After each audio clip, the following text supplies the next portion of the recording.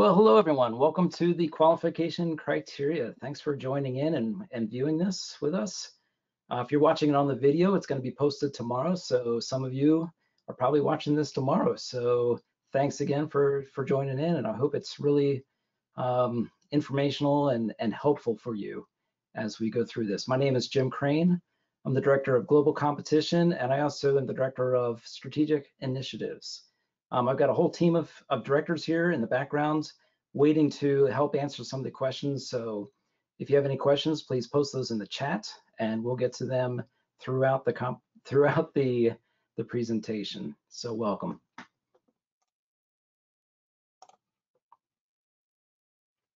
All right, as I click through these slides here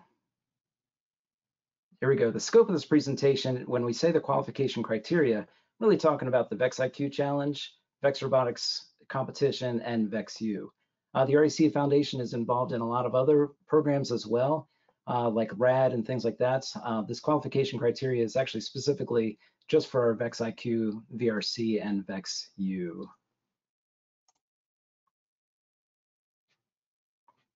All right, so as we get started here, I want to say the qualification criteria, one of the things that it does is define what event regions are. And so teams should realize that every team is assigned into a specific event region. Sometimes it's an entire country, other times it's like a province or it might be a state. And other times these event regions, like there's so many teams in there that we split them in half. So like California split into 2 regions, Texas is split into 4 regions. And sometimes it's either because there are a lot of teams there, or maybe it's really hard to get from one side to the other. For example, like in Pennsylvania, there's actually a mountain range right there in the middle. And so in the winter, there's always snow on those mountains. And so we separated Eastern Pennsylvania from Western Pennsylvania just for real safety reasons and things like that. So sometimes if you're in a state and you wonder, why is one event region bigger than another? It's really just because either there's a lot of teams and it's a way to combine them, or there's something that's keeping it that way. So with those event regions, each one of those event regions would have a championship event at the end. Some of those event regions, you know, if it's an entire country, they would call it like a national championship. Others would call it like a provincial championship, state championship, or if it doesn't kind of fit one of those terms, they call it a regional championship. So, you know, don't really get concerned about what exactly they're calling it in your event region. It's really your event region's championship event. And then sometimes some of these event regions actually have a ton of teams in them, and they'll even have multiple championships, so that one event region would have a couple. Other times an event region is super small, and that event region might not have enough teams to do a championship event. We'll talk about what they do a little bit later. So if you're wondering, wait a minute, is this my event region's championship? If it's named a championship, it's your championship event. And if you're wondering, wait, there's only one team in my event region, I'm the only one in this country, well, you're your own event region. And sometimes we can combine those countries as well, so and territories and things like that. So it's working with your regional support manager, and it's the regional support manager that works with the directors and CEO and all the way up through the ranks to determine which regions to make as event regions. Oop. I clicked twice. So the theme of this Event Partner Summit is, as I've been watching all the different things, is notice the flexibility that's going on here. As we say, okay, you know, usually the qualification criteria, we tell you, you must follow these rules in this qualification criteria. This is how you make sure that your event is an official event. This is how you make sure that your event is going to qualify those teams to the next level. So whether it's a local event that's qualifying to its event region's championship, or that event region is qualifying into the world championship, you know, you have to follow all these different guidelines. But this year, we're going to have a lot of different accommodations. So we know that. Please recognize that. So as we go through this whole presentation, realize the fact that if you look at something, you go, oh, there's no way we can do that. Well, we probably know that already. We need to have that conversation with you, and we need to do accommodations. One accommodation done for one region, one event region is not going to be the same for another event region because it is different, and we are going to be flexible, and that's the whole thing. So contact your regional support manager if you don't know who that is. It's on our website, and you can, find who they are there. When you get through to the different events, one of the things I want to talk about is level class. So in that level class, you do have that event regional championship. So that's a different class of events. So you have non-championship events, and I didn't put that here, but that's basically every standard event is just a non-championship. Then when you get up to the next level, it's the event region championship. So what that's going to do is keep any other team outside of that event region from entering into it. So that event region championship, only teams from that event region can attend.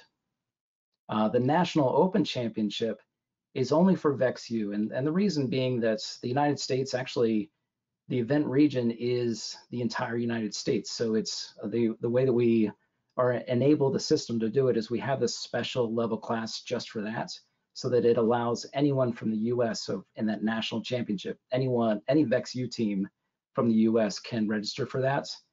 And it also allows, since it's called open, it means any other country can register for one of those events. So if it's a national open championship in VEX-U, a team from another country can register, but if they win a qualifying spot, it doesn't give it to them. So only a US team or only a team from that nation can win one of the spots. It's a little nuance there, so make sure you're talking to your regional support manager, but you only see that in VEX-U. World Championship, that speaks for itself.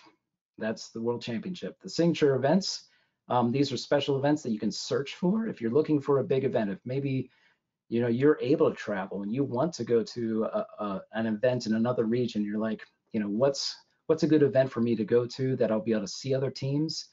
Search by signature event, search by level class, select that, and you know that this is one that the RAC Foundation said, yes, this will be a good event. It'll be a fun one for you to attend. So go to that one. And then we have a couple other ones in here. The JROTC Brigade Championship, obviously it's just for those brigade teams in that brigade. And then National Championship is for all JROTC teams. So most teams won't be able to get into those events, only the JROTC teams into those. So the level classes are really a way to filter out the teams and really restrict who can sign up for each one of these different events. Actually, before I go to the next, Lisa, is there any questions that have come in so far? Actually, no, Jim, you're doing a great job. There are no questions yet.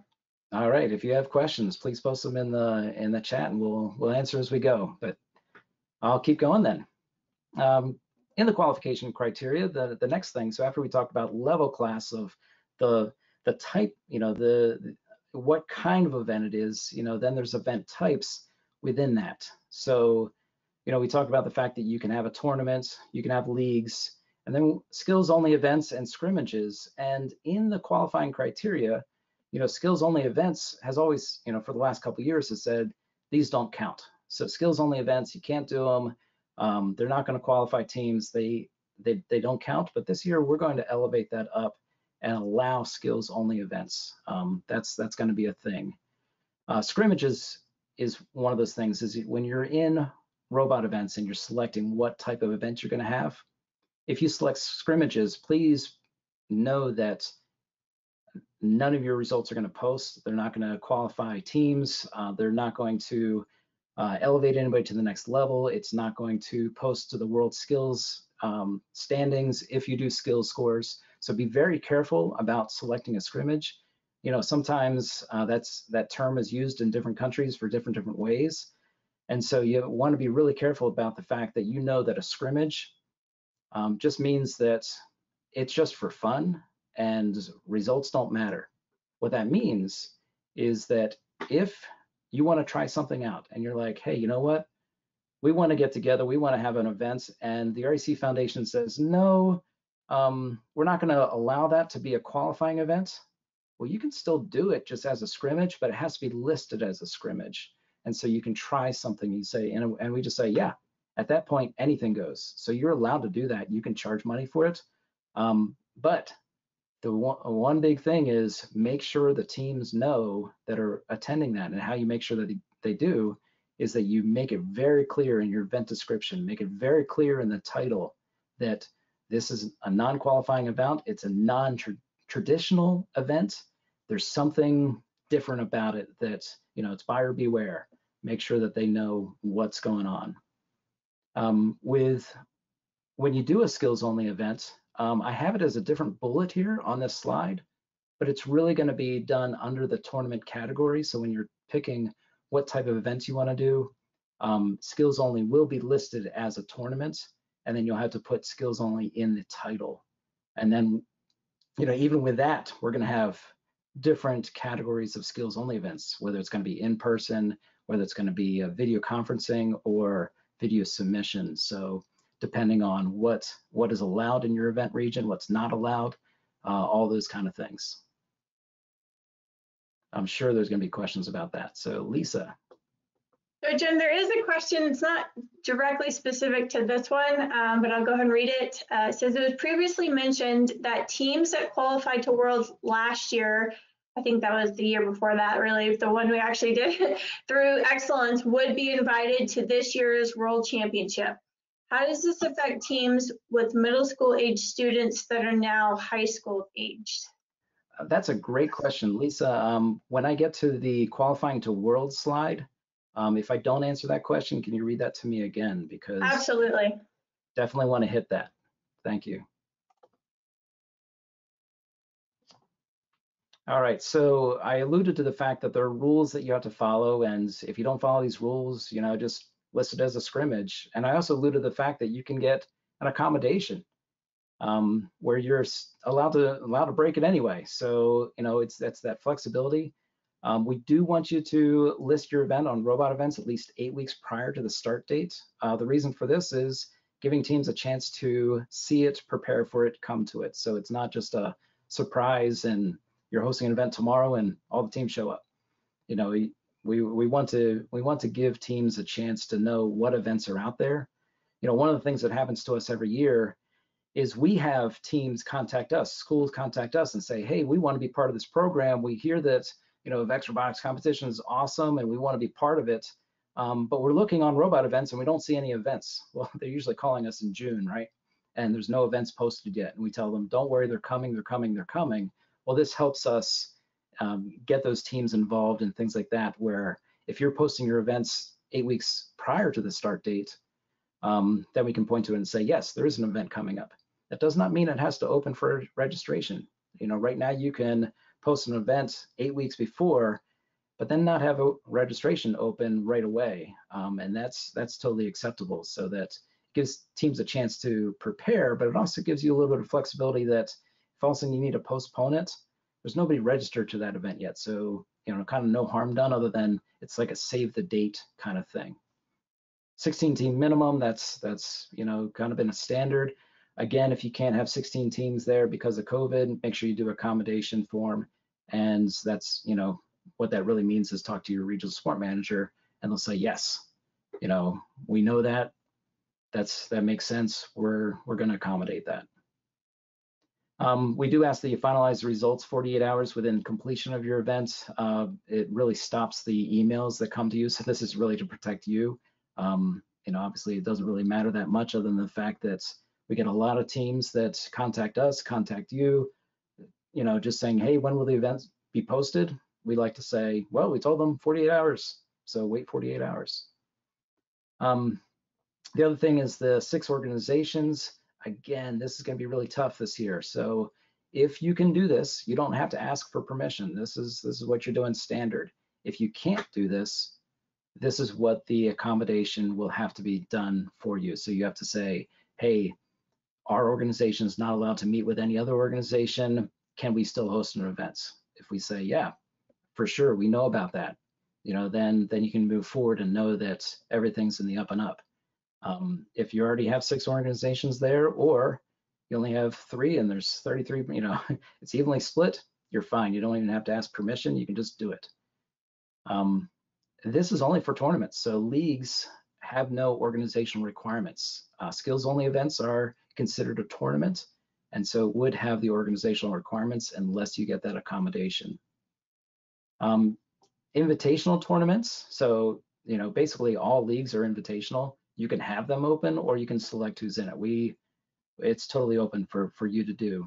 Invitational tournaments is where you have a tournament that you're basically inviting teams to do it. If you don't know how to do that in robot events, it's really a clever way of doing it. Your regional sport manager can help you.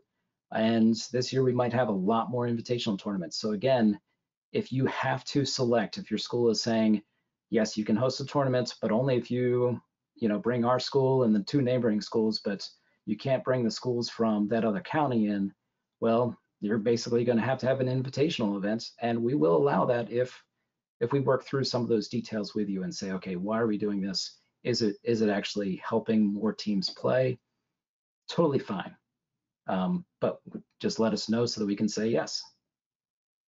And then this is the common thing. Every event must follow the game manual, the judge guide, and the head referees must be certified this year. So if it doesn't do that, it's going to be a scrimmage. All right, Lisa, before we go to the next.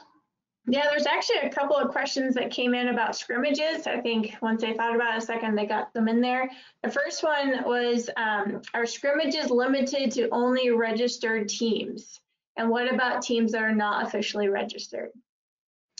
Yes, only because they're only available to registered teams because only registered teams can register on robot events for your events. So if you post your scrimmage on robot events, the only way for them to register for that event is if they're registered in the system as a team. One thing, yeah, go ahead. Sorry, I didn't mean to interrupt.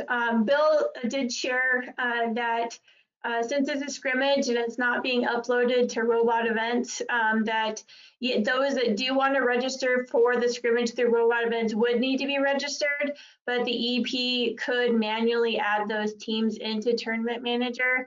So it is an option, but probably best discuss with your RSM on how to work that. So just wanted to share that option as well. Yeah, exactly. It's one of those things that, can you host an event in your garage, and just invite the teams in the neighborhood to come and not post it on robot events? That would be a scrimmage. It just wouldn't be posted anywhere. If you want to use our registration system, the only way for them to register through a registration system is for them to be registered. So that's what I meant there. But if you end up having a couple extra teams there that aren't registered, it's just a scrimmage. So, we would like to get them involved. We would like to, if you're inviting other teams that have robots and they're coming to your scrimmage, please tell them, hey, you should get registered with the REC Foundation and actually be an official team so that you can go to official events. There's so much more they can do as soon as they get to that next level. Super, thank you. One other one is, can we do a skills only league? And just to give you a little bit, Bill added a comment, the Tournament Manager does have that function. I don't know if we've discussed that in terms of the logistics, but I just wanted to give you that feedback from Bill that Tournament Manager could facilitate that if needed. Yeah, skills only league, you would basically, I would imagine how you'd do it is not schedule matches, because that's how you do it in Tournament Manager. So robot events is really just, setting up the outline of what your event's going to do. And then the Tournament Manager is really, when you're at the events, scheduling the matches, inserting scores, inserting skills scores. So if you're only doing skills only, you just skip that step in the wizard of Tournament Manager. You just, bypass it, just hit next without scheduling matches, and it becomes a skills only because it only has skills results. So there's really no reason that a league can't do it as well. It's just skipping a step and then not having data where it could have data. Super. One last question that's related to this slide here. Can we set up an invitational event with restricted numbers and then open it up later as things allow, even if it's less than eight weeks to an event? Oh, So I yes. Yeah, we do that already. Actually, one of the signature events last year did that exactly. It was the Google signature events. When it first opened, it was set as a qualification only, where they hand selected like the Excellence Award winners or things like that. But then as it got closer, then they opened it up to everyone. And it's a real quick, quick button click where, I said there's a clever way of doing it. It's making your event qualification required, where you're saying, hey, people have to qualify into my events, and then basically you're handpicking people that you said are qualified. So you just turn that off, and then everybody can register for it. So super easy, super simple. But again, you're talking about accommodations where that would be a invitational, and are you already following it? If you hosted an open event and then do that, then you don't even have to ask permission. Like that's already allowed. But if you're hosting multiple invitationals, then you're talking with the regional support manager and saying, can I host 2 invitationals? Can I host 3? I haven't done any open events. Can I do this? Then you have to get the permission.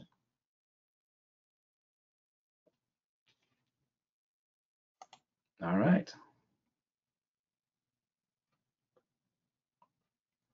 So with these event regional championships, I love this picture. So teams may only attend 1 championship in their event region. So if you are in a region that has multiple championships, and I think California is almost might be the only one. I'm not sure, but Southern California is an event region, but they might have 2 championships.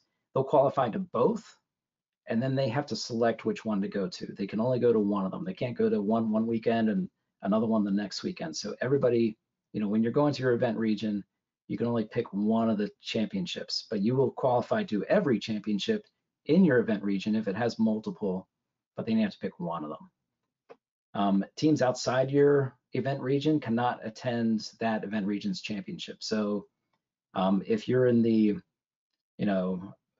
Nebraska event region, a team from Ohio can't try to get into the Nebraska championship. So that's just one of those things that it's a qualification rule for VEX Worlds. Since the championships are qualifying to VEX World, we want VEX Worlds to be filled with teams from every event region.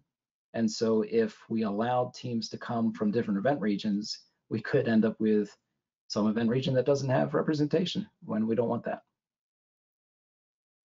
So how do you qualify to your championships? You'll qualify through tournaments, leagues, skills rankings, and the wait list. This is qualifying to your event region's championship. If they have tournaments and things like that, and all the spots are filled and all the capacity, then they might not use the skills, but the skills is a way for them to fill the rest of the event using those skill scores. And I'm sure that if an event region is going to start having skills only events, they will reserve some of those spots to give to skills. That'll be done, I'm sure of it. So just talk to your regional support manager about that, because every event region will be different.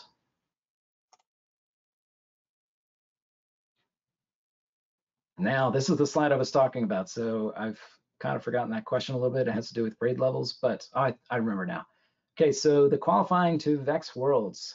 There's lots of methods that you can qualify into VEX Worlds. So we've already said the 2019 VEX Worlds winners, all the Excellence Award winners. So from every level, so middle school, elementary school, high school, VEX U. So whatever Excellence Award you won, that's the one you're qualified into. Teamwork for IQ, tournament champions for VRC and VEX U, you're already qualified to go to the 2021 World Championship.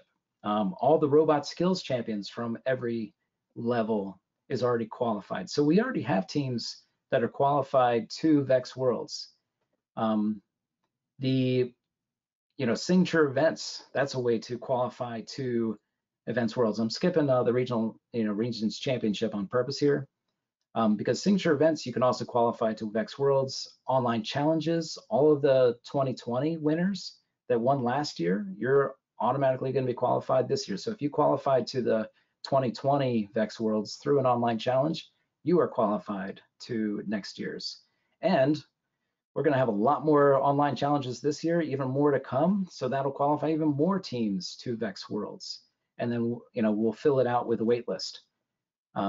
As you see, and I don't know if you were watching the presentation that Brad did, and you counted up the number of pits and things like that, and you're like, oh, there's this many spots. Well, honestly, we do the same thing. And as Brad said, the number of pits isn't determined yet. So what was in that picture, if you, blew it up and you try to count, you try to figure it out yourself, do not trust that number, because again, that is changing daily.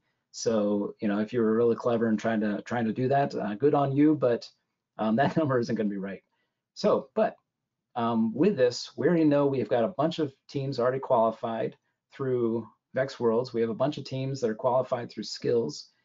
We have signature events that are planned. So we have spots reserved for those. And that leaves everything else.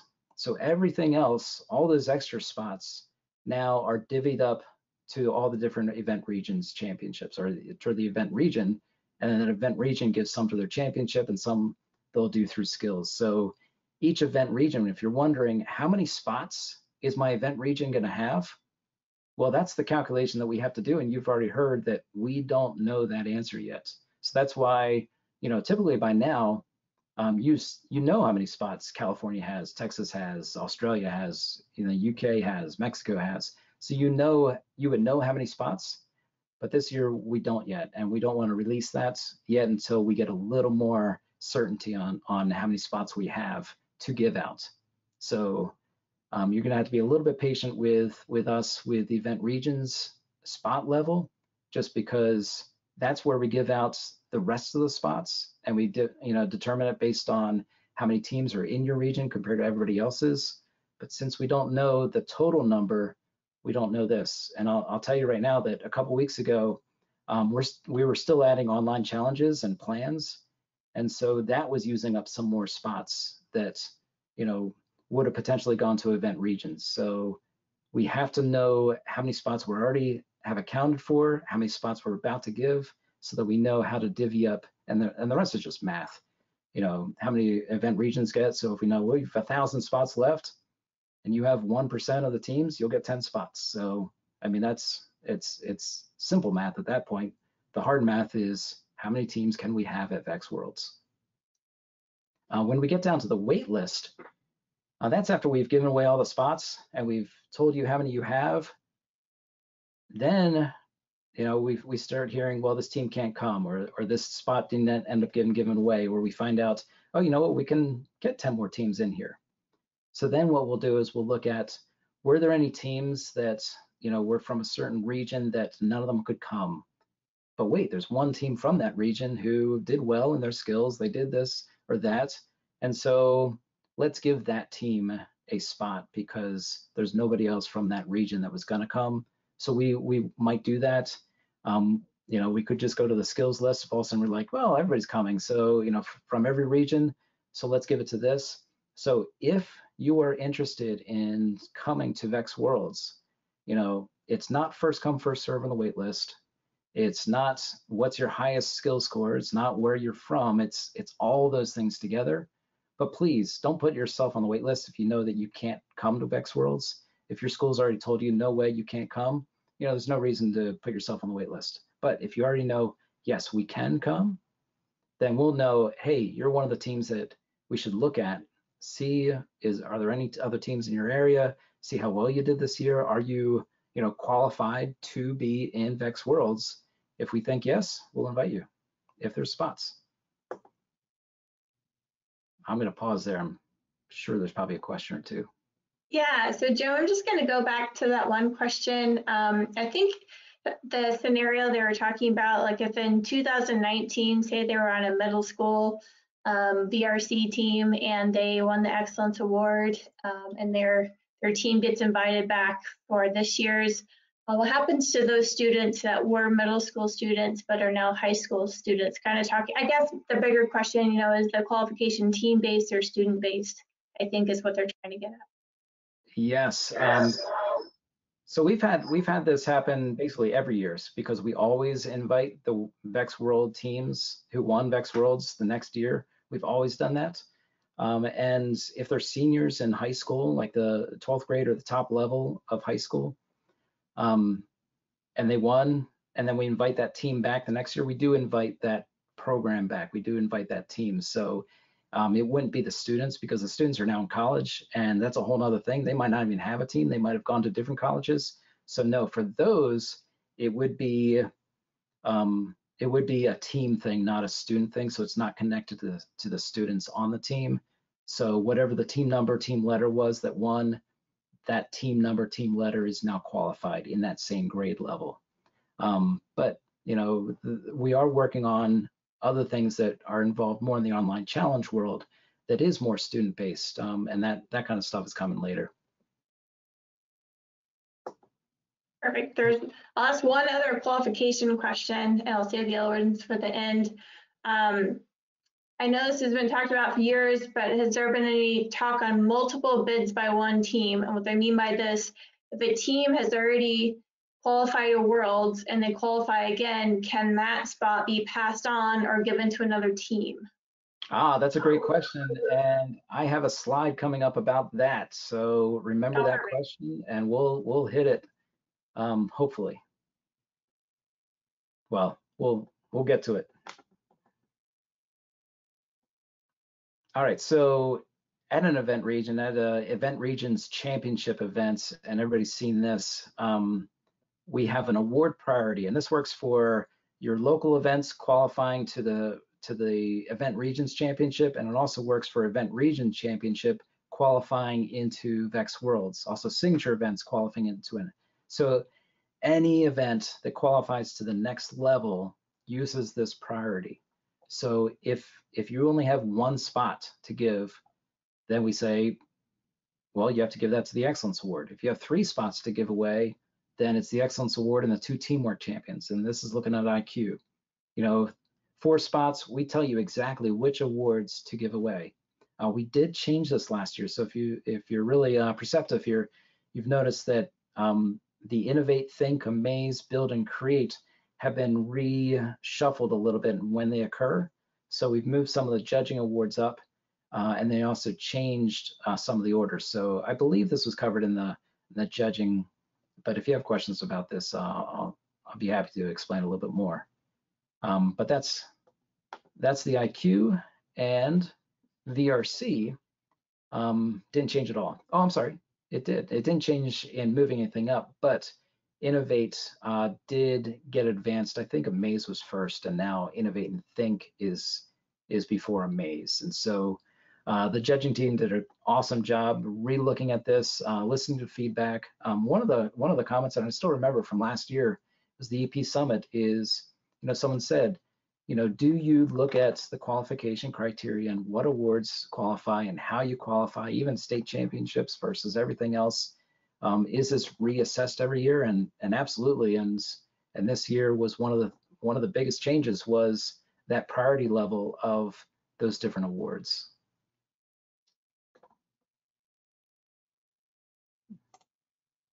All right. So the big question here was double qualifications. So qualifying to an event regions championship, one of the things you need to be really careful here, you know, is I get this question all the time as I go to different events is, hey, we double qualified. And I have to say, double qualified to what? Are you talking about double qualified to your event regions championship, or did you double qualify to Worlds? Because how it's done is different, and there's reasons for that, and I'll get into those reasons.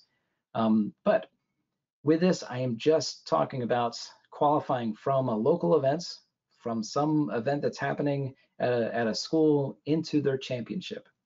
So as everybody knows, with event regions, it doesn't mean you can only compete inside your event region. No, if you're right on the border and you want to travel outside your event region and go to another event, you're more than welcome to do that. Your skills scores will count, everything counts, but you can't qualify into their championship. You can't qualify into them. So if you go out of state and win, you know, supposedly into their state championship, well, that doesn't work because you can't go to that. That's a rule against that. You can only compete at your state championship.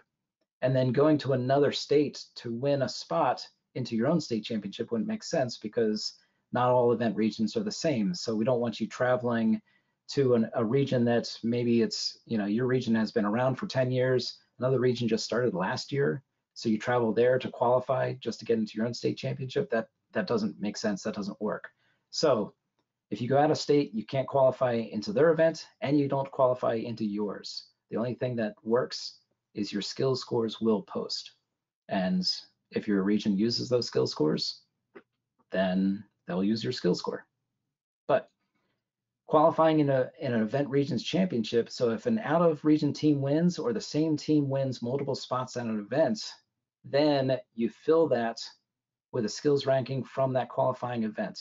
So for example, if your event has 3 spots, so excellence award and 2 tournament champions, and the same team who won one of the tournament champion also won excellence, well, only 2 teams now have won those 3 spots. And what you do is you fill from skills from that event. So you just, be like, hey, you just got 2 trophies. Both those are qualifying awards. So now you look at the skills and you immediately can tell that team, you're the next team on the skills list, you qualify. The caveat to this is sometimes you hear, I've already qualified. So last weekend I qualified to states. I just qualified again. Does that pass on? And the answer is no, that does not pass on. And we really looked at that this year. We did a lot of math. We did spreadsheets and spreadsheets to try to figure out if we could allow that. And it turns out that the average is that for the number of spots that a championship has, there are about half as many events leading up to it. Let me say it again. So for the number of capacity of the state championship, if it's a 48 team capacity state championship, the average is that half the events, that number of events lead up to it. So about 24 events lead to a 48 team championship. If you do the math, that means that each event, if it qualified exactly, all the teams and every team qualified from that into it, you could only give every event 2 spots. And so what this allows, by not having the look back, it allows us to go deeper into that priority by saying, yes, we know that there are going to be some teams that double qualify week to week, and we're not going to look at that, and those spots are lost. But it allows us to give away more spots because we know some of those are going to be repeats. If that wasn't clear, you can either ask in the chat or ask your regional sport manager. Qualifying to VEX Worlds is different. Qualifying to VEX Worlds, if the same team wins multiple spots or already qualified from the event regions championship, if you're already qualified and win again, then you do go from the skills ranking, not at the event, but from the event region. So if a team has already, we have a lot of teams that are already qualified for VEX Worlds. We've got, all the online challenge winners. We've got the VEX Worlds from 2019. We have a lot of teams that have qualified. And as we go through the season, we're going to have even more online challenges. So more teams are going to qualify.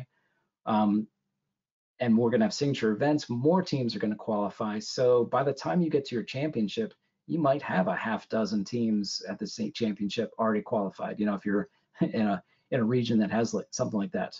So if one of those teams wins a spot, it's not lost to that event region. Instead, now you look at the skills rankings from that event region and invite the next team inside that same region. That way that event region doesn't lose any spots. From a signature event, if a team has already qualified before attending the signature event, please don't drop out of the signature event. You're still welcome to come. If you've already qualified and you qualify again, we just use the skills ranking at the signature event. So also we find out, oh, you've already qualified. And then you just qualified again at the signature event. We'll look at the skills list at that signature event and qualify you again, or qualify another team. The reason we don't use the event region is because signature events are not tied to an event region. And then online challenge, if you won an online challenge a couple years ago or last year and you win another one this year, and so you qualify again, then the second place team in that challenge would qualify. One note with this is some of the online challenges don't qualify to Worlds, so make sure you look at that. Others don't have a second place team, so it's like 10 teams are selected, or a number of teams are selected, and there's no second place. There's 10 teams selected, and then technically 11th place, and so and even those might not even be ranked. And so if it's just a massive amount of teams, sometimes there isn't a second place. If there's no second place, then that spot would be lost, and we pick it up in the wait list. Hey, Jim, can I stop you here for a pause here? There's been a couple of questions, and I'm kind of summarize them as what their core question is. I think there's a lot of teams out there that qualify for what became the 2020 Virtual Fantasy VEX Robotics Tournament, and since the World Championship was canceled, do any of those teams get an automatic qualification for this World Championship coming up? So if you qualified for virtual VEX Worlds, what we did was basically any team that had qualified for VEX Worlds normally, and then we filled from a lot of skills. We had a lot of teams there, so if we actually qualified every team from that, World Championship would already be full, and we wouldn't have any qualification system. So the quick answer to that is no. Lisa, I don't know if I've answered that fully, or if you have any more information you want to give.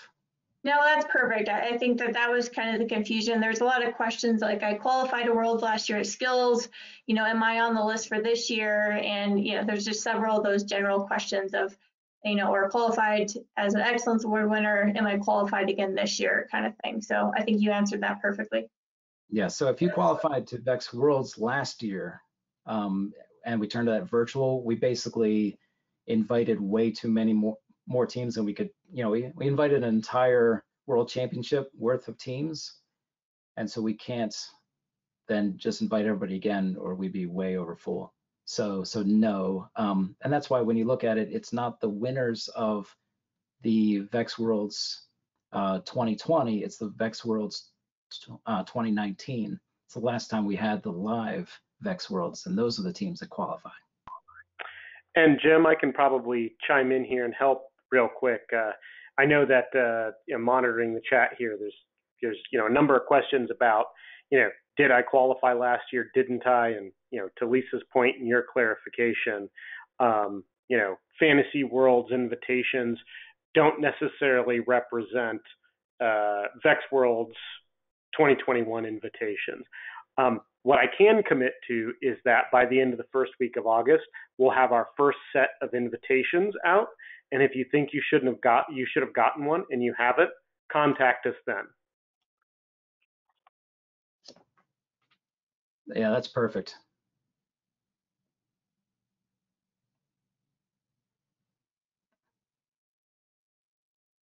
Yeah, we're more than happy to look up a team and say yes. If you were the Excellence Award winner. I don't know how we missed you in 2019. So if don't be quiet. If all of a sudden you hear everybody else has been invited but not you, and you're in that same category, just ask.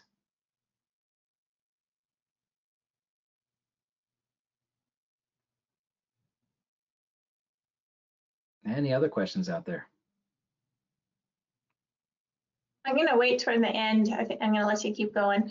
Oh, I'm sorry. That was the end. So yes, we do have a couple of questions. I know we're running a little bit short on time, so I make sure that you capture everything. One question had to do with event regions. So it was kind of alluding to the fact of what sort of criteria makes it so like a team has, like, how is their event region defined? Like, and what are some of the sort of regulations or constraints on that? Yeah, that's a great question. So the event regions, we've it's really grown in its scale. So a few years ago, we went to the state championship model. So in the United States, and we said basically if you were a state, you were an event region, and then some of the states didn't have enough teams. So then we said, well, these two states are really close to each other. let's pull those two states together and call that a regional, group. And then we say, well, if you're in a country, let's just make, that entire country. And then some countries started getting big enough that we said, let's start breaking those into provinces and whatever. And so so that's where it started. And basically we've transitioned to that. So most of how it's set up, nothing changed. So if it was a state before, it's still a state. If it was a country before, it's still a country.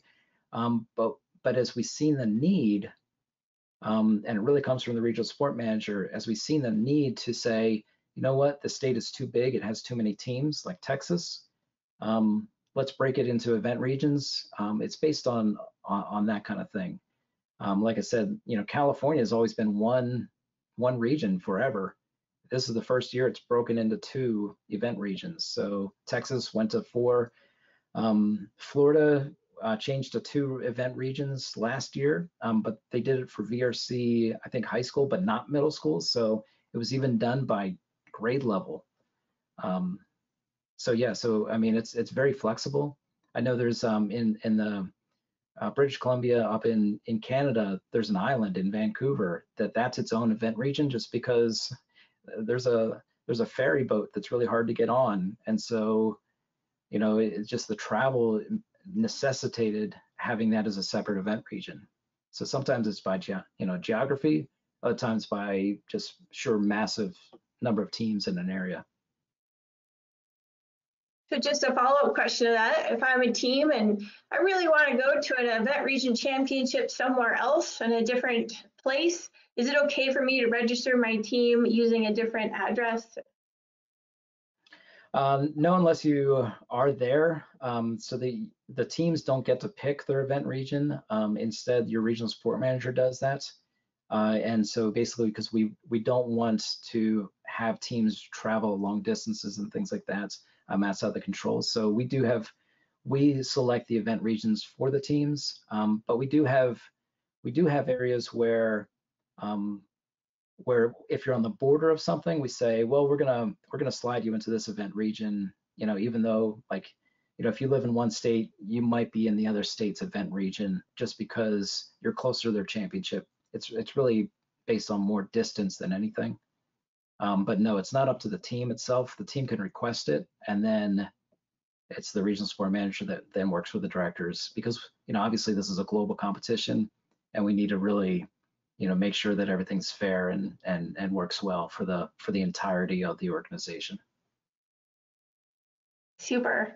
So this one is asking a question, if they're used to running tournaments and getting so many spots to go to their state championship, but this year they're interested in running a skills only, how are the number of spots going to be allocated for skills only events? That's a great question, and it's really going to be dependent on the event region itself. If that event region only has skills events because it's completely locked down, then you'll have tons of spots through skills, and if you're giving awards and things like that. It's really going to be super dependent on that region and how many tournaments are in that region and how many skills only events are in that region, and it really depends on the championship, that event region's championship, because if the event region's championship usually had 100 teams in it, and this year they can only have 25, well, that's going to change a lot, right? And so things are going to have to be worked out. So sometimes, if you only had one championship before, there might be 4 championships now. So if you're like, oh yeah, our state only has one, it always only has one, we're used to only one, don't be surprised if this year there are 4 championships and you have to select which one you go to. That would affect the capacity of the state championship. It would also affect how many spots then can go to the state championships. Think flexible. Super. The next one is, when are you expecting to release the number of world championship spots per region/country? I'm really hoping the August 15th update. That's the target. It's kind of like, we're hearing, it's our theme. That's our working deadline. We've been working for months on this, and we're all targeting that one date to release everything. So just want to, August 15th, you should see it. So 1 month from now. Perfect. Can you kind of explain a little bit? I think you touched on it a bit, but maybe why in an event region, why one event that's bigger versus one that's maybe a bit smaller might still get the same number of qualification spots? Oh yeah, that's a really good question. So yeah, and it's funny. I meant to talk about that with in the qualification criteria. It always talked about the fact that the spot level that a local event gets to go to their championship events, is really should be dependent on the size of it, but it's really talking about the availability of teams to participate in it. So if one event partner is hosting tons of events and only their teams are going to those events, well, it's those teams have a chance for maybe a lot of spots, but another area might not have that kind of same opportunity. And so what the regional sport manager will do is try to give the same opportunity to all teams. So that's why you might see like leagues. Leagues could have more spots than tournaments. It's one of those things that with a league you have to go to 4 events, 4 days. You go to 3 qualifying days, and then you go to the ranking sessions, and then you go to the final session. But if you go to a tournament, you're only going 1 day. And so if a league and a tournament gets the same number of spots, well, those teams competed 4 times versus only once. And so, maybe it would be better for a league to get a few more spots than a tournament. That makes sense. It kind of makes sense thinking about it just in this, high level, and then you really need to get to the details to say, is that actually true? Because I'm sure there are a lot of people going, wait, no, a league is just equal to a tournament because, and they have 15 other reasons. So those are the kind of conversations that are happening at the regional sport manager level with their director to make sure that everything is fair and the availability of spots is equitable across all teams. Thanks, Jim. Another one, what's the last date to post qualifying tournaments?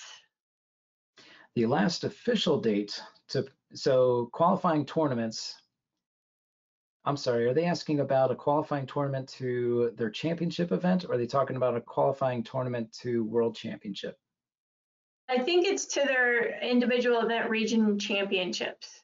Okay. It doesn't specify, but I'm guessing that's what it is. I guess I can answer both. so, so if you're, and that's what I said, you really have to be specific about, are you talking about qualifying to this or that? Because the rules are different. You can't use one rule for the other. If you're trying to qualify to your event regions championship, you have to do that 2 weeks before that championship. So that championship's happening in December, it's 2 weeks before it. If it's happening in February, 2 weeks before that. So that date is very event specific, very event region specific. To Worlds, it's always the second weekend of March. So this year it's March 14th.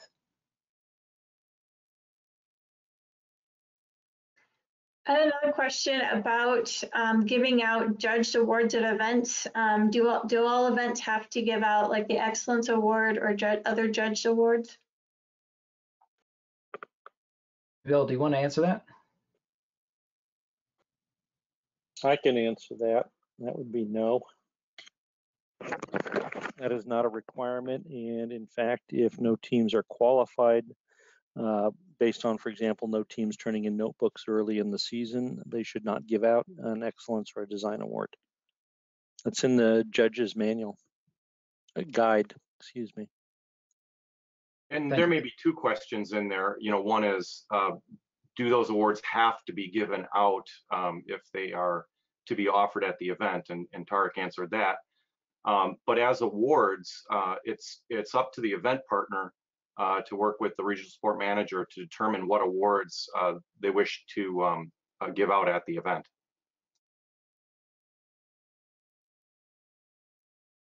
Perfect. I just see one last question right now, and we only have about 5 more minutes, so this might be perfect. This is more of like an event planning question, but it says, if we can't book spaces right now, should we guess at a date and hope for like confirming that event date once we can? That's a really good question. And, you know, this is kind of just talking and me talking. So, you know, obviously you want to talk to your regional support manager, but, you know, my advice is definitely start thinking about that and more thinking about as you're posting events in the terms of it's a save the date. You know, it's a, you know, we talk about that with the Create US Open. So I gave you, you know, the dates of that. It's March 22nd through April something, April 2nd.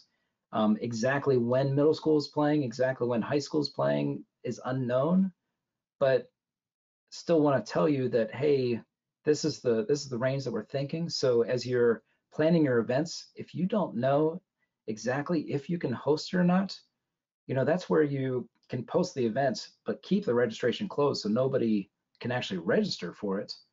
And then put in that general description why. You say, hey, we are thinking this, you know, because how do teams find events? How are they going to find your events? They're going to see it on robot events. When are they going to look for it? They're going to start looking, you know, now. They're going to start looking until, you know, October 1st. So you want to get that on there so that it's a save the date. And that way, if you can have it, you have already informed teams that it might be coming. But please, you know, put all those notes in the description that's, hey, this is what we're thinking. If we can't do it now, you know, if we can't do it in November, we're going to move to this date in December. If we can't do it in December, we're going to move it to this date. You know, it all depends on what we're doing. So, you know, we're planning on opening registration at this time when we confirm our dates. So I think that's what I would do. Agreed, Jim. That was great. Thank you so much. That was all the questions, so we can wrap this up. All right. Well, thank you so much, everyone, and enjoy the rest of the summit. I believe we have another session coming up in this room in 30 minutes. So we do have a 30-minute break for this, but the other breakout rooms are having sessions in 3 minutes.